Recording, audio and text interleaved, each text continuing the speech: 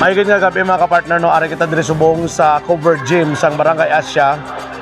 Kung sa diin mga kapartner, nakita naton diri nga damo sa mga pumuluyo, no, nga diri na lang gid pa ka maayo nga magstay tungod sini nakuha naton nga impormasyon nga may nag-leak nga ammonia sa isa ka ice plant mga kapartner diri sa Barangay Asya.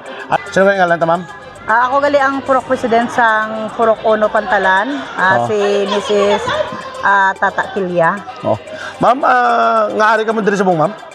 Bali, sa subong nga gabi, nga gindala ko di ang mga pumuluyo ko sa Purok Ono, kay tungod nga, ang amon to nga ice plant, nga tupad to sa amon, bali nagsungaw siya, kag delikado gid siya masyado sa mga bata. Gani, para nga ma-aware ang mga bata, gindala namon diri sila sa covered court sa Barangay Asya, para nga hindi nila matimahuan, kay ang isa ko to gani ka residente subong, padala gito namon sa Eleuterio, kay ang iya nga na-feel, bali hindi na siya kuno kaginhawa, kay nahaklo niya gid kagaina ang chemical nga nagwa sa ice plant. Na kwansa na suffocate siya. Na-suffocate siya. Subong ato subong sa ospital, ma'am. Subong ato siya sa ospital, kay para nga ma-secured man ang iya nga ginabatsyag. Okay. So mapila na sila kabilog ni subong, ma'am? Actually sa gaina, damo-damo ginidi. Kaso lang ang iban nga mga daw dalag po, nga daw makaya naman nila. Nagpinauli tungod nga ang ilang mga panimalay, may mga kagamitan. Ang mga bata usually ari di ang mga bata nga may mga sakit, amo na nga sa lingko, hindi lang kamo ani magpinauli, kay mintras nga may ara pagidjaya nga baho nga wala na dula. Okay. Pero so far nakuha na ton impormasyon from the BFP, safe naman gid ang magpuli, pero inyo gid pa kamaayon nyo lang anay subong. Oo, ginpakamayon na lang namon nga dire lang anay, kay tungod nga ang iban din nga mga bata daw may sakit, mga hapuon, mas delikado gid sa ila. Amo na nga ang iban pwede naman makapauli, pero daw ipabuwasan na lang gid na ang may mga gagmay nga mga bata. Ang mga kapartner, kaupod naton subong ang katapos ang Bureau of Fire Protection, si Sir Siligbon.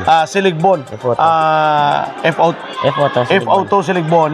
Kag mangayo kita mga kapartner update nahanungod sining insidente nga natabo diri sa area sang Pantalan sa Barangay Asya mga kapartner. Sir, mahigit nga gabi. Ng gabi partner Kenneth, kag mahimong gabi man sa gatanaw kay partner kag sa aton di sa Inubaan.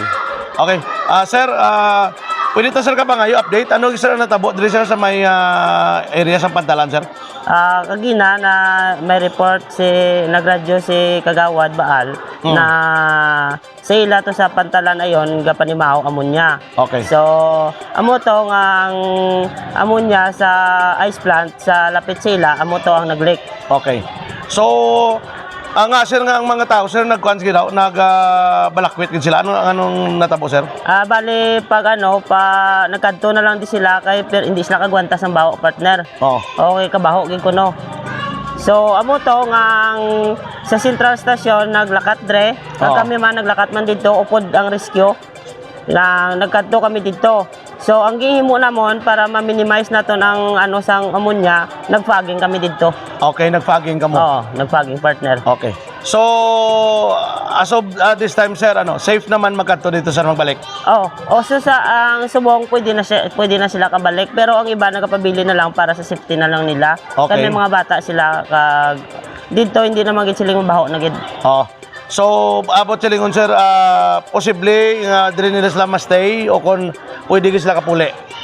Pwede kung gusto nila magpuli, pwede gid partner. Kung ang iba nagstay na lang di kay para na lang gid sila safety na lang. Sir, sir matabo sir kung makakuan gid makaklok sa ammonia sir? Bad man na sa aton health ng partner mong. Oo na. Ang daw siguro ang aton mabatyagan mga sa mata ta. Okay, sakit sa mata. Sakit sa mata, sakit sa ilong na mga partner. Okay, sige. Sir, madamo gyud salamat sir. Sige partner, salamat man. Okay. Thank you sir. So muna mga partner makita naton, tanawon naton mismo dito sa area sa ning pagani ni Sir Siligbon. Yes, safe na ang magkadto dito kay na-control na nakayon ang lake sa ammonia sa isa ka ice plant mga kapartner. Aton subong makakadtuan kag ipakita sa inyo ang sitwasyon dito sa area sa Pantalan.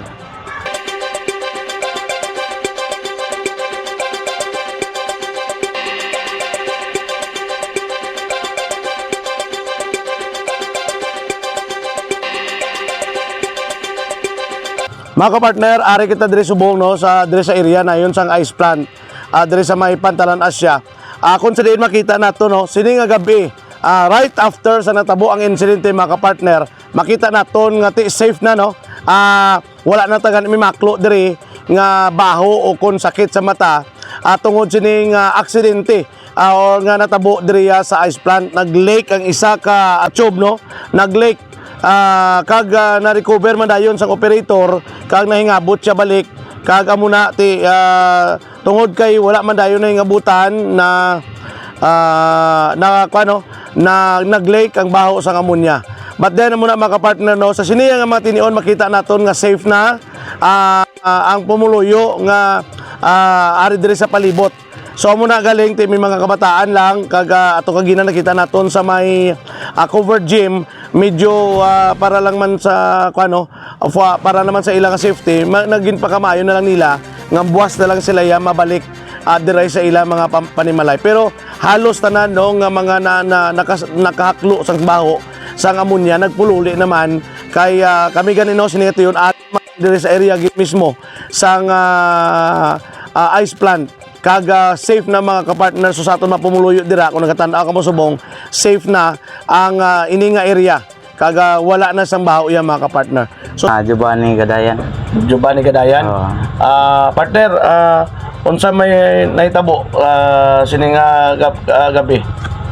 Kuan ang ga-record ko sa akong lagbukanan, nakuyawan gani ko kay naputol lang yang linya ba sa kuan saksyon.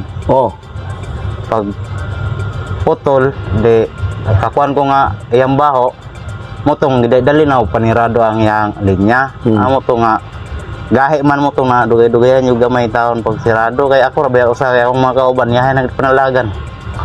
So aksidente partner nga na ano to, nakakas. Motong pagkuan dugay-dugay naman pag sirado pag nasirado na amo to nga nakaginawa jud ko gamay kay akong hilikaya nato base kasabon ko sa wagalon. Nya ang mga tao pod yahay nagkuan unsay mga tao ba istorya. Motong mayar ko pasaylo sa mga katawan dol sa ice plant nga wa man natuyuan ako. Aksidente mo na. Maro na way kuan niyo. Okay. So, sige, dugang, may consulte ka pa? Wala na. Sige, partner, kung sige atong amonya ba no? Makakuan kan, makadaot? Dili man og kuan wala kay sakit sa imong lawas na baga na nang rin siya kasing-kasing. Dili man na ingon nga madaot kadayon. Pero na kay sakit mo kuan yo siya. Kay amon niya bi ana. Okay. Sige. So, manuras man to natabo kan gina partner. Mga alas 8:30 siguro. 8:30. Nasirado na ako alas 9 G's. Mas na bidges. So, may lang kay hindi ka na naratol. Wala ra kay naanad mo ko sa kluban mo ko gikan. Nang kusunodaan po ko sa amang head sa kuan ice plant. Kung may puli ni sa usa nga niundang. Wa naman jud ko pa ratol-ratol kay naagi naman ako na nung sunadan niyo naman ko kaya akong hilikawan nato ang mga tao. Nya ang mga kauban yahay pug dalagan di ako namang gikuan kay basin ang hilikayan pud ang agalon basin kasabaan lagi ko. Okay. Nya pila ko sweldo pa bayron ko atong na damage. Nya wa man natuyo aksidente man na. Mura de ko ang ka-istorya. Okay. Salamat gid partner. Okay. Thank you gid. Wad, kamusta anong natabo gina kag kamusta pagresponde man sa mga agencies nga nagbulolig diri? Sang natabo ang ini nga insidente nga sang pag-leak sang amonya sang ice plant.